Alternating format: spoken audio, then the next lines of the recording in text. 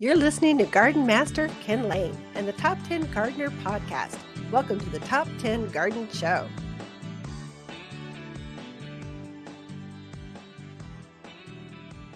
And we are back with Lisa Watters Lain coming in. She comes in with your garden questions. Just what are people talking about?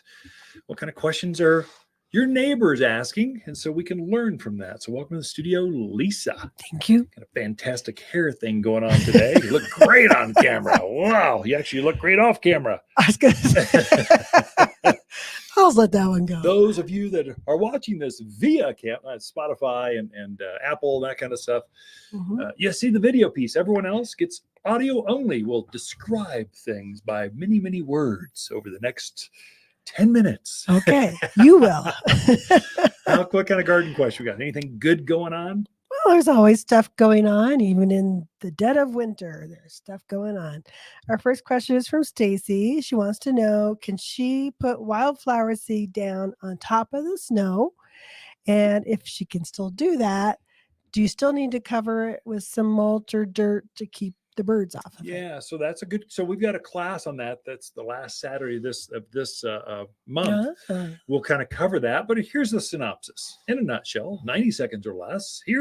So Stacy, yes, it's great to put wildflower seed on top of snow. So the snow will actually take it, and what happens is, as the snow melts, it kind of covers the seed, and then as the ground freezes, it heaves, or it expands, and then it shrinks when it thaws, and then it freezes. So you get this expansion, freeze-thaw cycle, and it just swallows up the seed. It's great.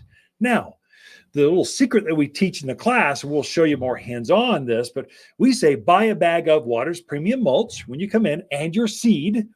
Put the mulch in a wheelbarrow. Mix the seed inside the mulch. So you're creating your own hydro mulch.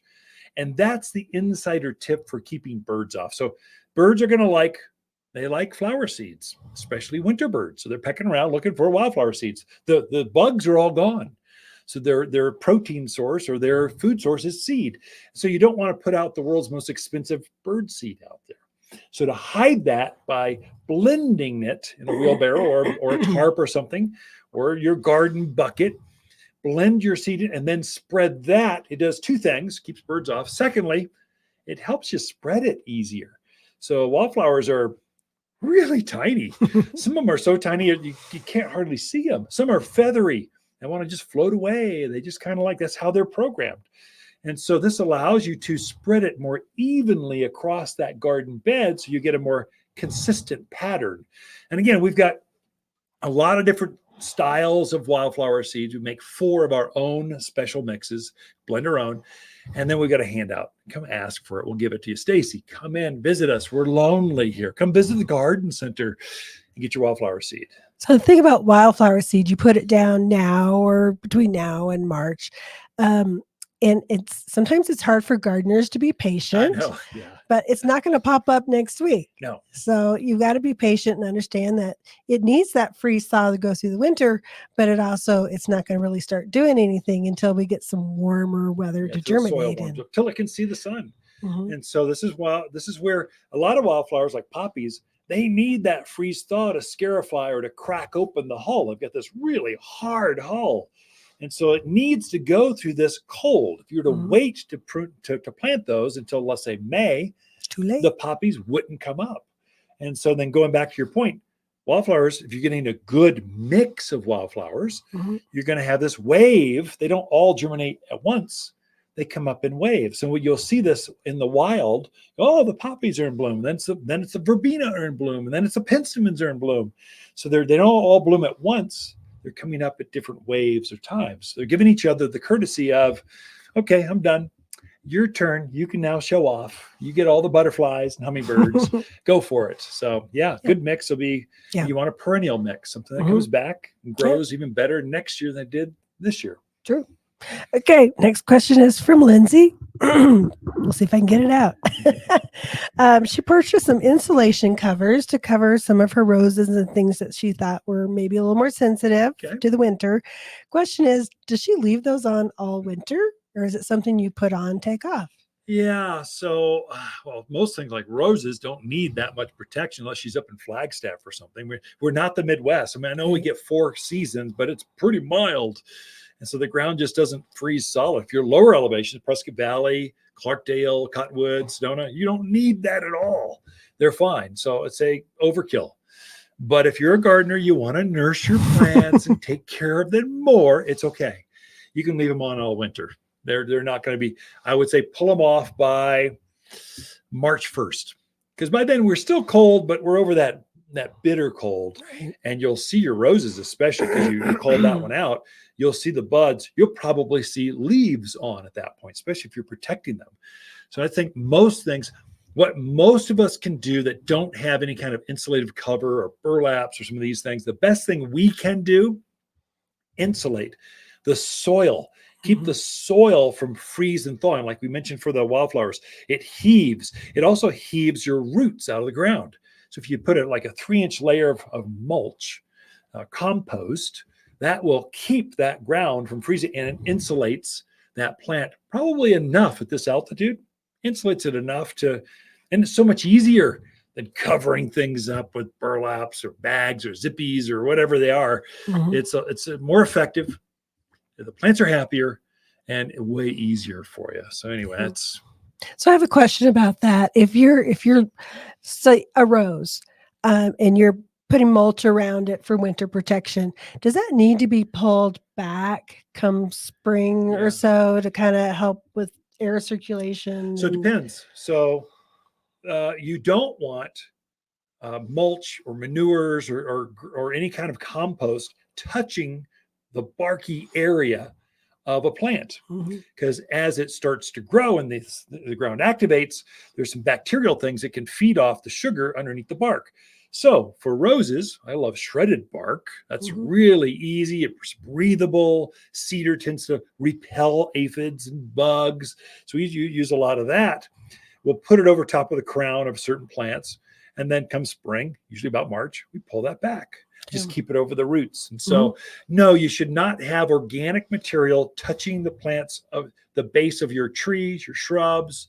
Your berries are really sensitive. They don't want anything touching their canes, which seems counterintuitive because they just come out of the ground like weeds. But they don't like mulch and compost to touch that bark. Okay. All right. Next question is from John. He wants to plant some fruit trees in his yard. John, right on. Wants to know, is it still too early to be planting? If so, when is the optimal time to plant? Yeah. So John, now is not optimal because your inventory levels are terrible right now. So we've got a few fruit trees, not a lot. That is the first truckload of plants we bring in. So I think it's 2 weeks out right now. So it'll be the end of this month. We'll have hundreds of fruit trees. As soon as you can find them, grab them, because it's a limited inventory. So especially the weird, funky ones. So you've got pluots. We're going to have like 10 of them all season. Grab them right away. Nuts, almonds, walnuts, grab them right away. Don't wait. Don't think about it. Just grab it. And take it home with you, or have us hold it while you think about where to put it, because literally by the next weekend, they'll be gone. And so if you've got, Macintosh apples, we'll have lots of those. Honeycrisp, the number one seller, we'll have lots of those.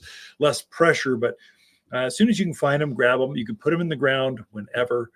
At that point, our ground does not freeze solid here. So we might get a little skiff of ice, the top layer, but it doesn't freeze.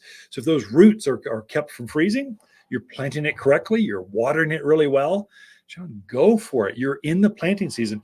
I would say ideally, fruit trees or actually deciduous trees, whether it's a blooming redbud, crabapple, robinia, locust, maples, aspens, those plants, if you can plant those before they leaf out, put them in the ground, so when they wake up from their winter slumber, they kind of go, whoa, what just happened here?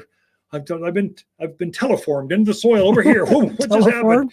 So they wake up and they're going, okay, well, it must be okay. I've wintered over here. I'll just grow here. And so you have less transplant shock. It's ideal. If you want any hope of fruit for this coming spring, you need them in before they leaf out.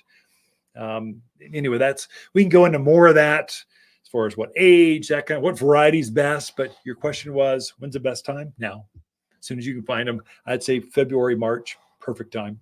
Great question, John. Okay, Ken and Lisa Lain, the Mountain Gardeners. Be right back after this. My living room feels so empty. Now that the Christmas tree is gone, the house just seems so blah. Brighten it up with a big, bold, beautiful plant from Watters Garden Center. Fill that cavernous space with tall tropicals, colossal cactus, and sizable succulents that bring the great outdoors indoors. Make a gorgeous green space you can enjoy all year, not just for a season. Unique, exclusive, one-of-a-kind houseplants found only at Watters Garden Center in Prescott. You're listening to Ken Lain, aka the Top 10 Gardener. Ken can be found throughout the week in Prescott at Watters Family Garden Center. Listen daily as he answers the top 10 questions of the week, streaming on Apple, Google, Spotify, or wherever you download your podcasts.